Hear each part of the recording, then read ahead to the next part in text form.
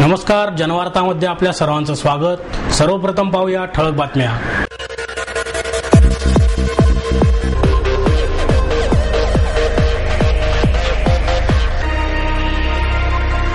बाबा रामदेवांचे दिल्लीतील आंदोलन चिरडल्याच्या विरोधात भाजपकडून निदर्शने। काजल किरण कनकधारा फिल्म्स यांचा बहुचर्चित मराठी चित्रपट जन्म आता पुण्यातही प्रदर्शित। झोपडपट्टी पुनर्वसन योजना या प्रकल्पातून 500 स्क्वेअर फुटांचे घर मिळावे या मागणीसाठी रिपब्लिकन युवा मोर्चाच्या वतीने मुंबई पुणे संघर्ष यात्रा।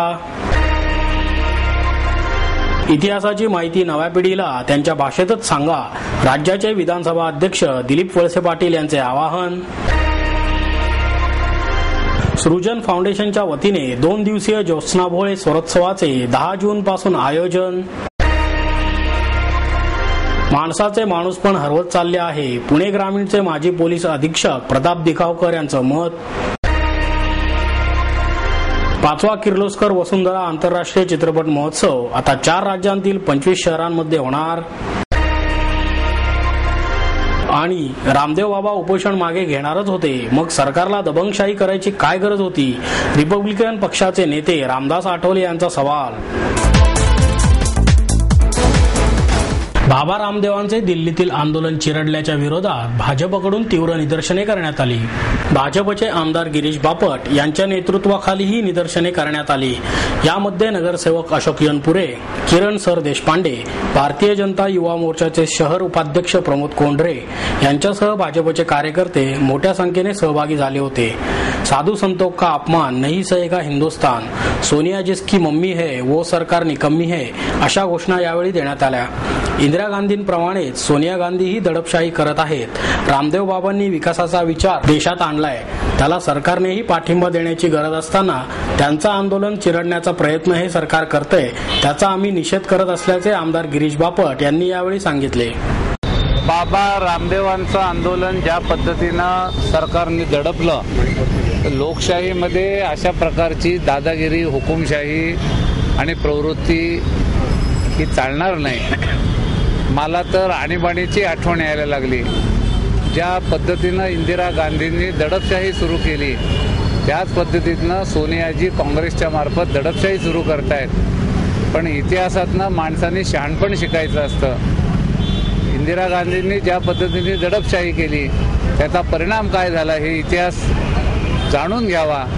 काँग्रेसची सत्ता साऱ्या देशातून घालवली होती, म्हणून लोकशाहीत विचाराचं स्वातंत्र्य आहे। रामदेव बाबांची काळ्या पैशाबाबतची मागणी आहे आणि ती योग्य आहे। ह्या देशामध्ये समांतर अर्थव्यवस्था काळ्या पैशाच्या माध्यमातून चालली आहे। देशातला पैसा परदेशात अडकवायचा आणि परत परदेशातनं देणग्यांच्या रूपाने ह्या देशात आणायचा, असा धंदा अनेकांनी चालवला आहे। त्यात काँग्रेस आघाडीवर आहे आणि म्हणून जो कोणी या काळ्या पैशात अडकला असेल ती राष्ट्रीय संपत्ती जाहीर करावी, ही बाबांची मागणी योग्य आहे। त्याचं समर्थन करण्याकरता आम्ही बसलोत आणि बाबांचं आंदोलन ज्या पद्धतीनं दडपलं त्याचा सरकारचा निषेध करण्याकरता आम्ही इथे आज सगळेजण जमलेलो आहोत आणि शहरभर हे चालू राहील।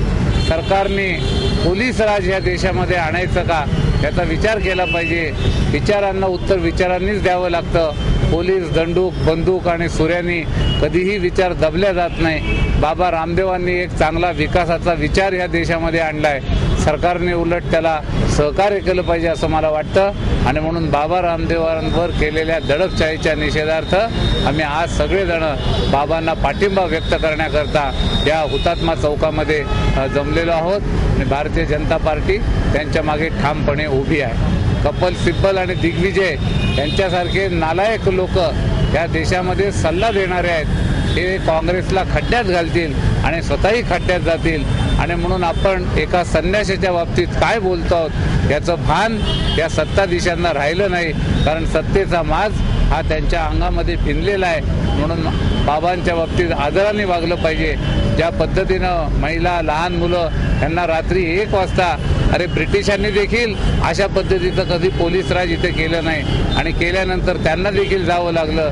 त्या ब्रिटिशांच्या पुढे आम्ही घाबरलो नाही, त्या पोलिसांच्या दंडुकांच्या पुढे आम्ही घाबरणार नाही आणि शेवटी सत्याचा विजय येईल। बाबा रामदेवांना आमचा पूर्ण पाठिंबा आहे। काजल किरण कनकधारा फिल्म्स यांचा बहुचर्चित मराठी चित्रपट जन्म आता पुण्यातही प्रदर्शित करण्यात आला आहे. जन्म चित्रपटाच्या पत्रकार परिषदेस ज्येष्ठ अभिनेत्री रीमा लागू, दिग्दर्शक शिरीष राणे, निर्माते उद्योजक संदीप पाटील आदी उपस्थित होते. स्टेम सेल्स म्हणजेच बाळाची नाळ किती महत्त्वाचा घटक आहे या अतिशय संवेदनशील आणि महत्त्वपूर्ण विषयावर बेतलेला हा चित्रपट कदाचित पहिल्यांदाच मराठीत येत आहे. जन्म हा चित्रपट विविध महोत्सवांमध्ये या अगोदरच गौरविला गेला असून राष्ट्रीय तसेच आंतरराष्ट्रीय स्तरावर या चित्रपटाचे भरपूर कौतुक झाले आहे. दादासाहेब फाळके पुरस्कार प्राप्त असलेल्या जन्म या चित्रपटाला गोवा आंतरराष्ट्रीय महोत्सवाचा तसेच महाराष्ट्र शासनाचा सुद्धा पुरस्कार प्राप्त झाला आहे. जन्म या नावानेच एक संस्था स्थापन करण्यात आली असून जन्म फाउंडेशन मार्फत तळागाळातील गरजवंत महिलांना प्रसूतीविषयी तसेच बेबी कॉड विषयी लागणारी जागरूकता आणि आर्थिक सहाय्य देण्यात येणार आहे. या चित्रपटामार्फत होणारा नफा सुद्धा संदीप पाटील यांनी या संस्थेसाठी देण्याचे पत्रकार परिषदेत कबूल केले आहे. झोपडपट्टी पुनर्वसन योजना या प्रकल्पातून 500 स्क्वेअर फुटांचे घर मिळावे या मागणीसाठी रिपब्लिकन युवा मोर्चाच्या वतीने मुंबई पुणे संघर्ष यात्रा काढण्यात येणार आहे. शहरातील बहुतांश झोपडपट्ट्यांमध्ये 430 फुटांच्या घरांचा करार विकसकांनी झोपडपट्टीवासियांशी केला आहे. डिसेंबर 2010 मध्ये काढलेल्या पत्रकानुसार विकसकांना अधिकचे बांधकाम न देण्याचे आदेश बेकायदेशीर आणि अन्यायकारक आहेत. त्यामुळे हे पत्रक रद्द झाल्यास झोपडपट्टी धारकांना 500 स्क्वेअर फुटाचे घर मिळू शकते आणि हीच बाब मुख्यमंत्र्यांच्या निदर्शनास आणून देण्यासाठी ही संघर्ष यात्रा काढणार असल्याचा इशारा रिपब्लिकन युवा मोर्चाचे संस्थापक अध्यक्ष राहुल डंबाळे यांनी दिला. सध्याच्या SRA योजनेत 1995 पर्यंतच्या लोकांना समाविष्ट करण्यात आले असून उर्वरित लोकांच्या पुनर्वसनाची शासनाकडून कोणतीही हमी घेतली गेलेली नाही. त्यामुळे विधिमंडळ अधिवेशनात 2000 पर्यंतच्या झोपडपट्टी धारकांना या योजनेत समाविष्ट करून घेण्यात यावे अशी मागणीही यावेळी करण्यात येणार असल्याचे डंबाळे म्हणाले. 23 जून रोजी पुण्यातून या संघर्ष यात्रेला प्रारंभ होणार असून 24 दिवसांनंतर ही यात्रा थेट मंत्रालयावर धडकणार आहे. इतिहासाची माहिती नव्या पिढीला त्यांच्या भाषेतच सांगा असे आवाहन राज्याचे विधानसभा अध्यक्ष दिलीप वळसे पाटील यांनी केले. आपल्या देशातील शूरवीरांचा इतिहास आपल्याला पुढच्या पिढीपर्यंत घेऊन जायचा आहे, पण तो फक्त पुस्तक रूपाने नेता येणार नाही तर नव्या पिढीची भाषा ओळखून ती त्यांच्या माध्यमात उपलब्ध करून देणे गरजेचे आहे. आपण नव्या पिढीसमोर आपल्या पूर्वजांचा खरा इतिहास ठेवला पाहिजे असे मत राज्याचे विधानसभा अध्यक्ष दिलीप वळसे पाटील यांनी व्यक्त केले.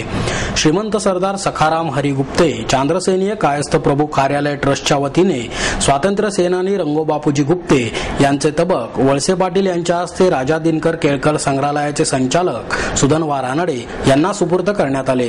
यावेळी म्हाडाचे अध्यक्ष अंकुश काकडे, आमदार उल्हास पवार, ट्रस्टचे अध्यक्ष अशोक देशपांडे, उपाध्यक्ष रमेशचंद्र कर्णिक आदी उपस्थित होते. वळसे पाटील पुढे म्हणाले, या तबकाचे महत्त्व लोकांपुढे येणार नाही तोपर्यंत रंगोबापूजी यांचा सचित्र इतिहास डोळ्यासमोर उभा राहणार नाही. केळकर संग्रहालयाची जबाबदारी पुणे महापालिकेने घ्यायला हवी. शहर विस्तारत असताना शहरातील ऐतिहासिक वस्तूंचे जतन व्हायला हवे. रंगोबापूजींचे पोस्ट तिकीट काढण्याचे आश्वासनही त्यांनी यावेळी दिले. यावेळी बोलताना पवार म्हणाले, या तबकापासून अखंडत्वाची, देशप्रेमाची, निष्ठेची प्रेरणा मिळते. रंगोबापूजी गुप्ते यांच्याप्रमाणे 18 पगड जातींना पुढे घेऊन जाण्याची आज नितांत आवश्यकता आहे. कार्यक्रमाचे सूत्रसंचालन सुधीर गाडगीळ यांनी केले तर नितीन कोतवाल यांनी आभार मानले. सृजन फाउंडेशनच्या वतीने 2 दिवसीय ज्योत्स्नाबोळे स्वरोत्सवाचे 10 जून पासून आयोजन करण्यात आले आहे. सृजन फाउंडेशन, तरंगिणी सांस्कृतिक प्रतिष्ठान आणि स्वरवंदना यांच्या संयुक्त विद्यमाने आयोजित करण्यात आलेला हा स्वरोत्सव टिळक स्मारक मंदिरात होणार असल्याची माहिती सृजन फाउंडेशनचे अध्यक्ष प्रकाश पायगुडे यांनी पत्रकार परिषदेत दिली. यावेळी तरंगिणी सांस्कृतिक प्रतिष्ठानचे शौनक अभिषेकी आणि स्वरवंदनाच्या वंदना खांडेकर आदी मान्यवर उपस्थित होते. याविषयी अधिक माहिती देताना पायगुडे म्हणाले, 10 जून रोजी सायंकाळी 4:30 वाजता या महोत्सवाचे ज्येष्ठ उद्योजिका लीला पुनावाला आणि फिरोज पुनावाला यांच्या हस्ते उद्घाटन होणार आहे. यावेळी प्रसिद्ध शास्त्रीय गायक शौनक अभिषेकी आणि स्वरवंदनाच्या वंदना खांडेकर उपस्थित राहणार आहेत. या स्वरोत्सवाच्या पहिल्या दिवशी ज्येष्ठ रंगकर्मी रामदास कामत, सुमेधा देसाई आणि प्रसिद्ध शास्त्रीय गायक आनंद भाटे नाट्यसंगीत सादर करणार आहेत. त्यांना सुधीर नायक, भरत कामत आणि माऊली टाकळकर हे साथ संगत करणार आहेत. आहेत. मंगल खाडीलकर निवेदन करणार आहेत, तर दुसऱ्या दिवशी युवा गायक महेश काळे आणि सावनी शेंडे यांचे गायन होणार आहे. त्यानंतर प्रसिद्ध सरोद वादक देवज्योती बोस आणि प्रसिद्ध व्हायोलिन वादक अतुल कुमार उपाध्ये यांची जुगलबंदी सादर होणार आहे. या सरोत्सवाचा समारोप ज्येष्ठ गायक पंडित अजय पोहनकर यांच्या गायनाने होणार आहे. त्यांना उदय कुलकर्णी, सुधीर नायक, भरत कामत आणि अरविंद आझाद यांची साथ संगत असणार आहे. याचवेळी मृदुला तांबे आणि निलेश पांडे यांना ज्योत्स्ना भोळे यांच्या नावाने दिली जाणारी 10,000ची सांगीतिक शिष्यवृत्ती प्रदान करण्यात येणार आहे. नांदेड सिटी या कार्यक्रमाचे सहप्रायोजक असणार आहेत. हा कार्यक्रम विनामूल्य असल्यामुळे सर्वांनी त्याचा लाभ घ्यावा असे आवाहनही पायगुडे यांनी यावेळी केले. माणसाचे माणूसपण हरवत चालले आहे असे मत पुणे ग्रामीणचे माजी पोलीस अधीक्षक प्रताप दिगावकर यांनी व्यक्त केले. प्रत्येक जण मोठमोठ्या क्षेत्रात मोठ्या पदावर जाण्याचे स्वप्न सांगतो, मात्र मला चांगले माणूस व्हायचे आहे असे कोणीही म्हणताना दिसत नाही. वाढती महागाई जीवघेणी ठरत असल्याने रोजच्या गरजा भागवणं कठीण होत आहे, कारण आजची अर्थव्यवस्था ही नागरिकांना पिळवटून टाकणारी आहे. यामुळेच माणसामधलं माणूसपणही हरवत चाललं आहे असे मत पुणे ग्रामीणचे माजी पोलीस अधीक्षक प्रताप दिगावकर यांनी व्यक्त केले. रंगत संगत प्रतिष्ठान आणि साहिल फाउंडेशनच्या वतीने देण्यात येणाऱ्या पुरस्कार सोहळ्याच्या वेळी ते बोलत होते. यावेळी ज्येष्ठ अभिनेते शाहू मोडक यांच्या नावाने दिला जाणारा माणूस पुरस्कार ज्येष्ठ नृत्यांगना आणि अभिनेत्री लीला गांधी यांना दिगावकरांच्या हस्ते देण्यात आला. सन्मान चिन्ह आणि रोख 5,000 रुपये असं या पुरस्काराचे स्वरूप होते. शाहू मोडकांच्या माणूस या चित्रपटातील एका पोलीस शिपायाच्या भूमिकेवरून हा पुरस्कार देण्यात येतो. यावेळी प्रतिभा शाहू मोडक, प्रतिष्ठानचे अध्यक्ष आणि मुख्य विश्वस्त ॲडव्होकेट प्रमोद आडकर आणि मनीष खाडीलकरही उपस्थित होते. 5वा किर्लोस्कर वसुंधरा आंतरराष्ट्रीय चित्रपट महोत्सव आता 4 राज्यातील 25 शहरांमध्ये होणार आहे. जागतिक पर्यावरण दिनाच्या निमित्ताने किर्लोस्कर आणि वसुंधरा क्लब यांच्या संयुक्त विद्यमाने आयोजित हा महोत्सव असणार आहे, अशी माहिती महोत्सवाचे निमंत्रक आरती किर्लोस्कर, अध्यक्ष विजय वर्मा आणि संयोजक वीरेंद्र चित्राव यांनी पत्रकार परिषदेत दिली. हा महोत्सव महाराष्ट्र, कर्नाटक, मध्य प्रदेश आणि गोवा या 4 राज्यांमधल्या 25 शहरांमध्ये होणार आहे. जैवविविधता वाचवा हा या महोत्सवाचा विषय असणार आहे. या महोत्सवाची सुरुवात 23 जून रोजी जळगाव येथून होणार आहे. या महोत्सवाचा पहिला टप्पा जून ते सप्टेंबर दरम्यान होणार असून सांगली, मिरज, सोलापूर, कोल्हापूर, नाशिक, इंदूर, नागपूर, किर्लोस्करवाडी, हॉस्पेट, कोप्पल या शहरांचा यात समावेश असणार आहे. तर दुसरा टप्पा ऑक्टोबर ते डिसेंबर दरम्यान असणार आहे. त्यामध्ये कराड, औरंगाबाद, रत्नागिरी, अमरावती, सातारा, गोवा, ठाणे, मुंबई, नगर, दिल्ली, धुळे, लातूर, नांदेड आणि बंगळुरू या शहरांचा समावेश आहे. प्रत्येक शहरात 4 दिवस असे या महोत्सवाचे स्वरूप आहे. या महोत्सवादरम्यान चित्रपट निर्माते, दिग्दर्शकांबरोबर चर्चासत्रे, व्याख्याने, चित्रपट प्रदर्शन, पुस्तक प्रदर्शन, छायाचित्र प्रदर्शन, पर्यावरण कार्यशाळा, पुरस्कार वितरण समारंभ होणार असल्याचे किर्लोस्कर यांनी सांगितले. रामदेव बाबा उपोषण मागे घेणारच होते, मग सरकारला दबंगशाही करायची काय गरज होती, असा सवाल रिपब्लिकन पक्षाचे नेते रामदास आठवले यांनी केला. परदेशातून काळा पैसा भारतात आणावा अशी रामदेव बाबांची प्रमुख मागणी होती. त्याबाबत चर्चा करून मागण्या मान्यही केल्या होत्या.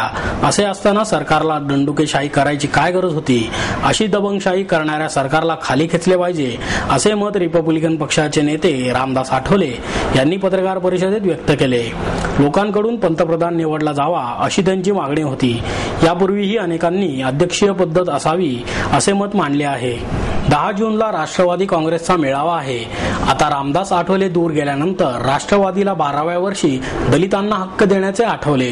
काँग्रेसलाही सामाजिक समरसता आठवली असे सांगून ते म्हणाले की आजवर सत्ता मिळवण्यापुरता काँग्रेस राष्ट्रवादीने दलितांचा वापर करून घेतला, पण आता मात्र त्यांनी भीमशक्ती आणि शिवशक्तीचा दसका घेतला आहे असेही ते पुढे म्हणाले.